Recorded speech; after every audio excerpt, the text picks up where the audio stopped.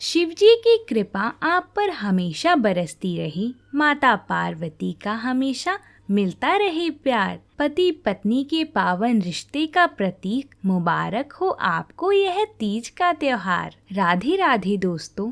भाद्रपद मास की कृष्ण पक्ष की तृतीया तिथि को कजरी तीज का त्योहार मनाया जाता है। कजरी तीज को कजली तीज, बड़ी तीज और सतूरी तीज भी कहा जाता है। कजरी तीज के दिन वैवाहिक महिलाएं अपने पति की लंबी आयु के लिए व्रत रखती हैं। इस दिन देवी पार्वती की पूजा करना शुभ माना जाता है। मान्यता है कि 108 बार जन्म लेने के बाद देवी पार्वती भगवान शिवजी से शादी करने में सफल हुई थी। देवी पार्वती भगवान शिवजी से शादी करने की इच्छुक थीं। तभी शिवजी ने पार्वती जी से उनकी भक्ति साबित करने के लिए कहा। माता पार्वती ने शिवजी द्वारा स्वीकार करने से पहले तपस्या करके अपनी भक्ति साबित की थी। भगवान शिवजी और माता पार्वती का दिव्य संग भाद्रपद महीने के कृष्ण पक्ष के दौरान हुआ था। यही दिन कजरी तीज के रूप में मनाया जाने लगा। इसलिए बड़ी तीज या कजरी तीज के दिन देवी पार्वती की पूजा की जाती है और इस दिन पूजा करना बेहद शुभ माना जाता है। कजरी तीज का त्योहार कजली गीतों के बिना अधूरा है। इससे जुड़ी एक पौराणिक कहानी है कि कजली मध्य भारत में स्थित एक घने जंगल का नाम था। जंगल के आसपास का क्षेत्र राजा ददुरई के पास था। वहाँ रहने वाले लोग अपने स्थान कजली के नाम पर गाने गाते थे ताकि उनकी जगह का नाम लोकप्रिय हो सके। राजा ददुरई का निधन हो गया। उनकी पत्नी रानी नागमती ने भी खुद को सती कर लिया। इस हादसे के बाद कजली के गीत पति पत्नी के जन्म जन्मांतर के साथ के लिए गाए जाते हैं। आइए शुरू करते हैं कजरी तीज की पहली कथा। एक गांव में एक ब्राह्मण रहता था। गरीबी की वजह से जीवन यापन करना उसके लिए बेहद मुश्किल हो गया था। ब्राह्मण की पत्नी ने भाद्रपद महीने की कजली तीज के व्रत का संकल्प ले लिया था। ब्राह्मणी ने तीज माता का व्रत रखा। माता तीज की पूजन के लिए घर में सत्तू नहीं था और ब्राह्मण से कहा, आज मेरी तीज माता का व्रत है, आप कहीं से भी सत्तू लेकर आओ, चाहे आपको कुछ भी करना पड़े। ब्राह्मण बोला, सत्तू कहाँ से लाऊं? तो ब्राह्मणी ने कहा कि चाहे चोरी करो, चाहे डाका डालो, लेकिन मेरे लिए सत्तू लेकर आओ। रात का समय था। ब्राह्मण घर से निकला और साहूकार की दुकान में घुस गया। उसने वहां पर चने की दाल, घी, शक्कर लेकर 1.25 किलो तौलकर सत्तू बना लिया और जाने लगा।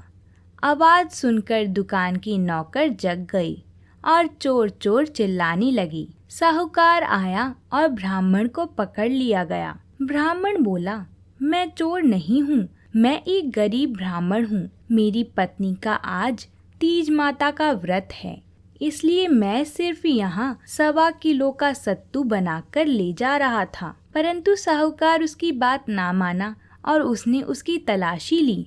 उसके पास सत्तू के अलावा कुछ नहीं मिला। चांद निकल आया था और ब्राह्मणी इंतजार कर रही थी। साहूकार ने कहा कि आज से तुम्हारी पत्नी को मैं अपनी धर्म बहन मानूंगा।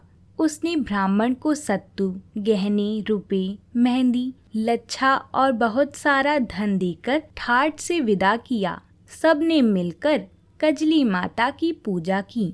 माता की कृपा से ब्राह्मण का घर धन धान्य से भर गया और माता ने उसकी दरिद्रता को दूर किया। जिस तरह ब्राह्मणी के दिन फिरे, वैसे सबके दिन फिरे। कजली माता की कृपा सब पर हो। इस तरह कजरी तीज की पहली कथा पूर्ण हुई। बोलो तीज माता की जय, बोलो भगवान शंकर की जय। आइए अब हम कजरी तीज की दूसरी कथा को सुनते हैं, जिसे कई लोग निमड़ी माता की कथा भी कहते हैं। एक गांव में एक सेठ सेठानी रहते थे। वह बहुत धनवान थी, लेकिन उनकी पुत्र नहीं था। सेठानी ने भादों की बड़ी तीज यानी सतुड़ी तीज का व्रत करके कहा, हे निमड़ी माता, मेरे बेटा हो जाएगा तो मैं आपको 1.25 मन का सत्तू चढ़ाऊंगी। माता की कृपा से सेठानी को 9वें महीने में लड़का हो गया। सेठानी ने सत्तू नहीं चढ़ाया। समय के साथ सेठानी को 7 बेटे हो गए, लेकिन सेठानी सत्तू चढ़ाना भूल गई। पहले बेटे का विवाह हो गया। जब सुहाग रात के दिन वह सोया तो आधी रात को सांप ने आकर उसे डस लिया और उसकी मृत्यु हो गई। इसी तरह उसके 6 बेटों की विवाह उपरांत मृत्यु हो गई। जब 7वें बेटे की सगाई आने लगी तो सेठ सेठानी मना करने लगी, तो गांव वालों के बहुत कहने पर और समझाने पर सेठ सेठानी बेटे की शादी के लिए तैयार हो गए। तब सेठानी ने कहा, गांव वाले नहीं मानते हैं तो इसकी सगाई दूर देश में करना। सेठ जी सगाई करने के लिए घर से चले और बहुत दूर एक गांव में आई।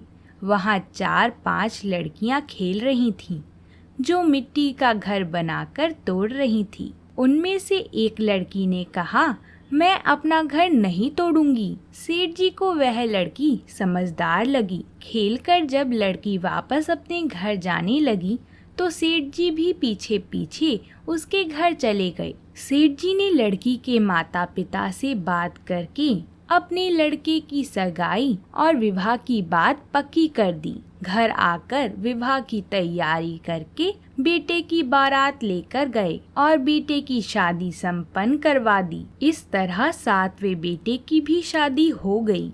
बारात विदा हुई। लंबा सफर होने के कारण लड़की की माँ ने लड़की से कहा, यह सत्तू और सीख डाल रही हूँ। रास्ते में कहीं पर शाम को निमड़ी माता की पूजा करना, निमड़ी माता की कहानी सुनना, सत्तू पीस लेना और बायना निकालकर सासू जी को दे देना। बारात धूमधाम से निकली। रास्ते में बड़ी तीज का दिन आया। ससुर जी ने बहू को खाने का कहा। बहू बोली, आज मेरा तीज का उपवास है। शाम को निमड़ी माता का पूजन करके निमड़ी माता की कहानी सुनकर ही भोजन करूंगी। एक कुएं के पास निमड़ी नजर आई तो सेठ जी ने गाड़ी रोक दी। बहू निमड़ी माता की पूजा करने लगी तो निमड़ी माता पीछे हट गईं। बहू ने पूछा, हे माता, आप पीछे क्यों हट रही हो?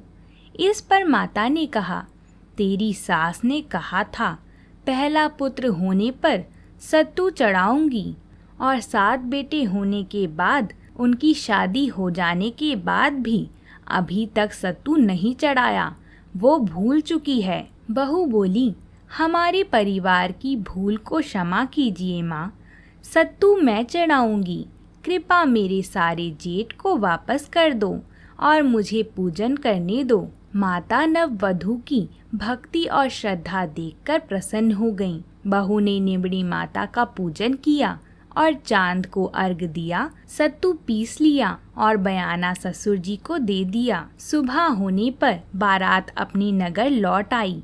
जैसे ही बहू ने ससुराल में प्रवेश किया, उसके 6 जेठ प्रकट हो गए। सभी बड़े खुश हुए। उन सभी को गाजे बाजे से घर में ले लिया। सासू बहू के पैर पकड़कर धन्यवाद करने लगी तो बहू बोली, सासू जी, आप ये क्या करते हो? जो आपने बोला था उसे याद कीजिए। सासू बोली, मुझे तो कुछ याद नहीं आता, तू ही बता दे। बहू बोली, आपने निमड़ी माता के सत्तू चढ़ाने को बोला था, सो आपने पूरा नहीं किया। तब सासू को याद आई। 12 महीने के बाद जब कजली तीज आई, सभी ने मिलकर 7.25 मण का सत्तू तीज माता को चढ़ाया। श्रद्धा और भक्ति भाव से गाजे बाजे के साथ निमड़ी माता की पूजा की। हे माता, जैसे उनके आनंद हुआ वैसे सबके होवे। जिस प्रकार आप छोटी बहू पर टूटी वैसे सब पर टूटना। कथा अधूरी हो तो पूरी करना, पूरी हो तो मान करना। बोलो निमड़ी माता की जय। इस प्रकार कजरी तीज की दोनों कथाएं पूर्ण हुई। इस दिन विशेषकर गाय की पूजा करी जाती है। घी और गुड़ रखकर गाय को खिलाया जाता है। गाय को खिलाने के बाद ही भोजन किया जाता है। अगर आपको ये वीडियो अच्छी लगी हो तो वीडियो को लाइक और शेयर जरूर करिएगा। इसी के साथ हमारे चैनल को सब्सक्राइब भी करिएगा। बोलिए माता पार्वती जी की जय। जय तीज माता।